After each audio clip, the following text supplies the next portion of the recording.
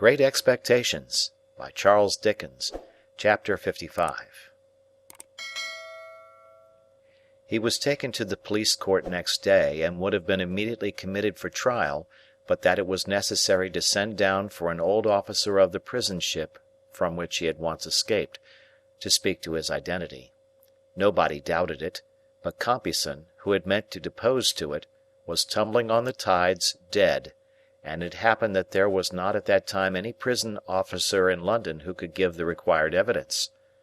I had gone direct to Mr. Jaggers at his private house, on my arrival overnight, to retain his assistance, and Mr. Jaggers on the prisoner's behalf would admit nothing.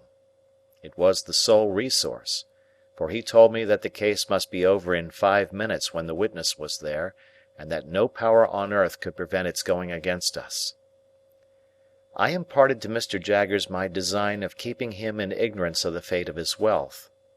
Mr. Jaggers was querulous and angry with me for having "let it slip through my fingers," and said we must memorialize by and by, and try at all events for some of it; but he did not conceal from me that, although there might be many cases in which the forfeiture could not be exacted, there were no circumstances in this case to make it one of them. I understood that very well. I was not related to the outlaw, or connected with him by any recognizable tie. He had put his hand to no writing or settlement in my favour before his apprehension, and to do so now would be idle. I had no claim, and I finally resolved, and ever afterwards abided by the resolution, that my heart should never be sickened with the hopeless task of attempting to establish one. There appeared to be reason for supposing that the drowned informer had hoped for a reward out of this forfeiture, and had obtained some accurate knowledge of Magwitch's affairs. When his body was found, many miles from the scene of his death, and so horribly disfigured that he was only recognizable by the contents of his pockets, notes were still legible, folded in a case he carried. Among these were the name of a banking house in New South Wales, where a sum of money was, and the designation of certain lands of considerable value. Both these heads of information were in a list that Magwitch, while in prison, gave to Mr. Jaggers, of the possessions he supposed I should inherit. His ignorance, poor fellow, at last served him. He never mistrusted but that my inheritance was quite safe with Mr. Jaggers' aid. After 3 days' delay, during which the Crown prosecution stood over for the production of the witness from the prison ship, the witness came, and completed the easy case. He was committed to take his trial at the next sessions, which would come on in a month. It was at this dark time of my life that Herbert returned home one evening, a good deal cast down, and said, "My dear Handel, I fear I shall soon have to leave you." His partner having prepared me for that, I was less surprised than he thought. "We shall lose a fine opportunity if I put off going to Cairo, and I am very much afraid I must go, Handel, when you most need me." "Herbert, I shall always need you, because I shall always love you, but my need is no greater now than at another time." "You will be so lonely." "I have not leisure to think of that," said I. "You know that I am always with him to the full extent of the time allowed, and that I should be with him all day long if I could. And when I come away from him, you know that my thoughts are with him." The dreadful condition to which he was brought was so appalling to both of us that we could not refer to it in plainer words. "My dear fellow," said Herbert, "let the near prospect of our separation, for it is very near, be my justification for troubling you about yourself. Have you thought of your future?" "No, for I have been afraid to think of any future." "But yours cannot be dismissed. Indeed, my dear, dear Handel, it must not be dismissed. I wish you would enter on it now, as far as a few friendly words go, with me." "I will," said I. "In this branch house of ours, Handel, we must have a—" I saw that his delicacy was avoiding the right word, so I said, "a clerk." "A clerk. and I hope it is not unlikely that he may expand, as a clerk of your acquaintance has expanded, into a partner. Now, Handel—in short, my dear boy, will you come to me?" There was something charmingly cordial and engaging in the manner in which, after saying "Now, Handel," as if it were the grave beginning of a portentous business exordium, he had suddenly given up that tone, stretched out his honest hand, and spoken like a schoolboy. "Clara and I have talked about it again and again," Herbert pursued, "and the dear little thing begged me only this evening, with tears in her eyes, to say to you that, if you will live with us when we come together, she will do her best to make you happy, and to convince her husband's friend that he is her friend too. We should get on so well, Handel." I thanked her heartily, and I thanked him heartily, but said I could not yet make sure of joining him as he so kindly offered. Firstly, my mind was too preoccupied to be able to take in the subject clearly. Secondly, there was a vague something lingering in my thoughts that will come out very near the end of this slight narrative. "But if you thought, Herbert, that you could, without doing any injury to your business, leave the question open for a little while—" "For any while!" cried Herbert. "6 months, a year!" "Not so long as that," said I. 2 or 3 months at most." Herbert was highly delighted when we shook hands on this arrangement, and said he could now take courage to tell me that he believed he must go away at the end of the week. "And Clara?" said I. "The dear little thing," returned Herbert, "holds dutifully to her father as long as he lasts, but he won't last long.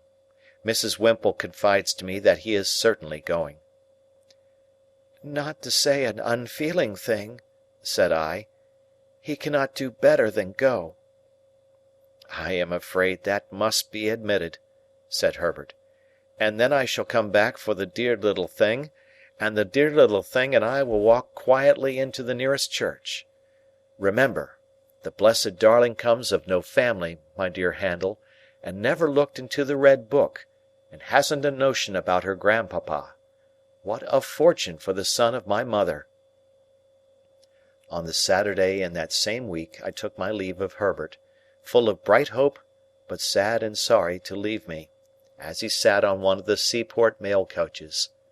I went into a coffee-house to write a little note to Clara, telling her he had gone off, sending his love to her over and over again, and then went to my lonely home, if it deserved the name, for it was now no home to me, and I had no home anywhere. On the stairs I encountered Wemmick, who was coming down, after an unsuccessful application of his knuckles to my door. I had not seen him alone since the disastrous issue of the attempted flight, and he had come, in his private and personal capacity, to say a few words of explanation in reference to that failure.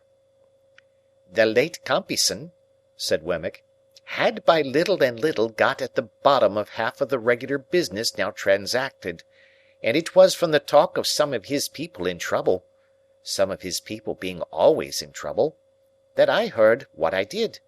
I kept my ears open, seeming to have them shut, until I heard that he was absent, and I thought that would be the best time for making the attempt.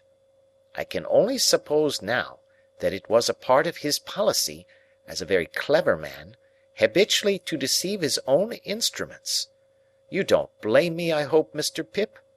I am sure I tried to serve you with all my heart." "I am as sure of that, Wemmick, as you can be, and I thank you most earnestly for all your interest and friendship." Thank you very much.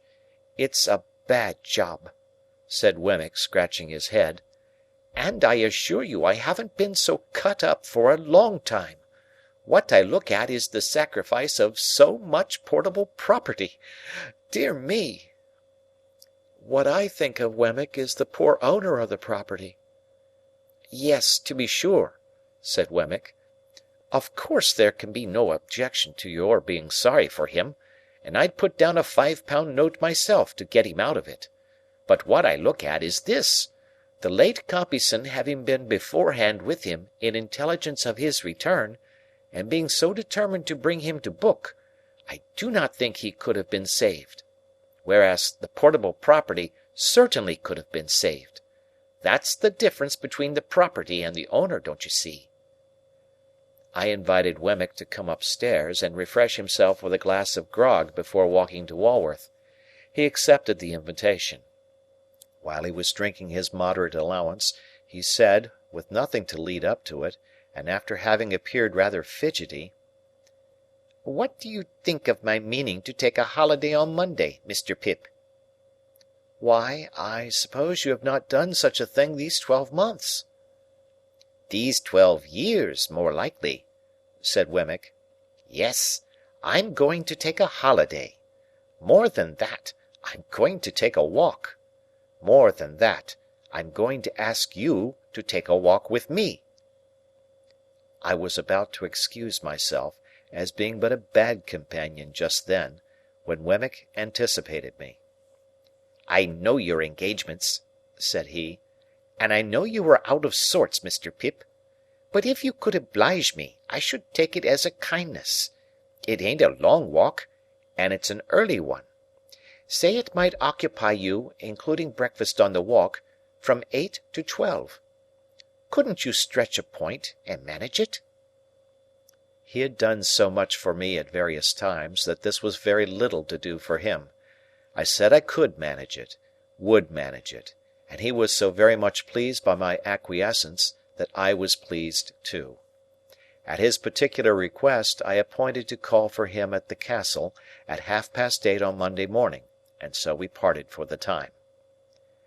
Punctual to my appointment, I rang at the Castle gate on the Monday morning, and was received by Wemmick himself, who struck me as looking tighter than usual, and having a sleeker hat on. Within, there were 2 glasses of rum and milk prepared, and 2 biscuits. The Aged must have been stirring with the lark, for, glancing into the perspective of his bedroom, I observed that his bed was empty. When we had fortified ourselves with the rum and milk and biscuits, and were going out for the walk with that training preparation on us, I was considerably surprised to see Wemmick take up a fishing rod and put it over his shoulder. "Why, we are not going fishing," said I. "No," replied Wemmick, "but I like to walk with one." I thought this odd; however, I said nothing, and we set off. We went towards Camberwell Green, and when we were thereabouts, Wemmick said suddenly, "Halloa, here's a church!" There was nothing very surprising in that, but again I was rather surprised when he said, as if he were animated by a brilliant idea, "Let's go in." We went in, Wemmick leaving his fishing rod on the porch, and looked all round. In the meantime, Wemmick was diving into his coat pockets, and getting something out of paper there. "Halloa," said he, "here's a couple of pair of gloves. Let's put 'em on." As the gloves were white kid gloves, and as the post office was widened to its utmost extent, I now began to have my strong suspicions. They were strengthened into certainty when I beheld the Aged enter at a side door, escorting a lady. "Halloa," said Wemmick, "here's Miss Skiffins. Let's have a wedding." That discreet damsel was attired as usual, except that she was now engaged in substituting for her green kid gloves a pair of white. The Aged was likewise occupied in preparing a similar sacrifice for the altar of Hymen. The old gentleman, however, experienced so much difficulty in getting his gloves on, that Wemmick found it necessary to put him with his back against a pillar, and then to get behind the pillar himself and pull away at them, while I, for my part, held the old gentleman round the waist, that he might present equal and safe resistance. By dint of this ingenious scheme, his gloves were got on to perfection. The clerk and clergyman then appearing, we were ranged in order at those fatal rails. True to his notion of seeming to do it all without preparation, I heard Wemmick say to himself, as he took something out of his waistcoat pocket before the service began, "Halloa, here's a ring!" I acted in the capacity of backer, or best man, to the bridegroom, while a little limp pew-opener in a soft bonnet like a baby's made a feint of being the bosom friend of Miss Skiffins. The responsibility of giving the lady away devolved upon the Aged, which led to the clergyman's being unintentionally scandalized, and it happened thus. When he said, "Who giveth this woman to be married to this man?" the old gentleman, not in the least knowing what point of the ceremony we had arrived at, stood most amiably beaming at the 10 Commandments, upon which the clergyman said again, "Who giveth this woman to be married to this man?" The old gentleman being still in a state of most estimable unconsciousness, the bridegroom cried out in his accustomed voice, "Now, Aged P., you know, who giveth?" To which the Aged replied with great briskness, before saying that he gave, "All right, John, all right, my boy." And the clergyman came to so gloomy a pause upon it that I had doubts for the moment whether we should get completely married that day. It was completely done, however, and when we were going out of church, Wemmick took the cover off the font, and put his white gloves in it, and put the cover on again. Mrs. Wemmick, more heedful of the future, put her white gloves in her pocket and assumed her green. "Now, Mr. Pip," said Wemmick, triumphantly shouldering the fishing-rod as we came out, "let me ask you whether anybody would suppose this to be a wedding party?" Breakfast had been ordered at a pleasant little tavern, a mile or so away upon the rising ground beyond the green, and there was a bagatelle board in the room, in case we should desire to unbend our minds after the solemnity.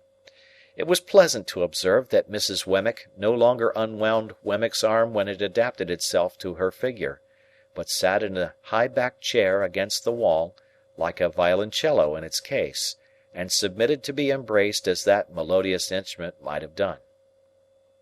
We had an excellent breakfast, and when any one declined anything on table, Wemmick said, "Provided by contract, you know. Don't be afraid of it."